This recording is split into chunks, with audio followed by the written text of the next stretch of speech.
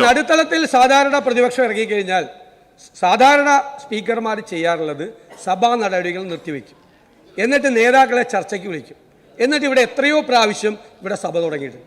Sir, ഇവിടുത്തെ ഒരു പുതിയ പ്രാക്ടീസ് സഭാ നടപടികൾ നിർത്തിവെക്കുകയോ, അത് പ്രീസിഡൻ്റാണ് ഈ സഭയുടെ, സഭാ നടപടികൾ താൽക്കാലികമായി നിർത്തിവെച്ച് ചർച്ച ചെയ്യുകയോ ഒന്നുമില്ല.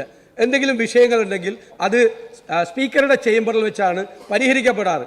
അങ്ങനെ യാതൊരു സമീപനവും ഇല്ലാതെ ഏകപക്ഷീയമായി ആയിട്ട് കൊണ്ടുപോവാണ്. ഇന്നലെ തന്നെ ഉണ്ടായ സംഭവം സാർ, ഇന്നലെ ഇവിടെ ക്വസ്റ്റ്യൻ ചോദിച്ചു, കോളിംഗ് അറ്റൻഷൻ അവതരിപ്പിച്ചു, സബ്മിഷൻ അവതരിപ്പിച്ചു, ബില്ലുകൾ എവിടേക്ക് വിട്ടു, സബ്ജക്റ്റ് കമ്മിറ്റിക്ക് വിട്ടു.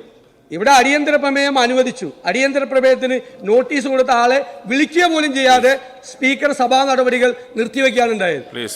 വിളിക്കുക പോലും ചെയ്യാതെ. എന്നിട്ട് പുറത്തു വന്ന്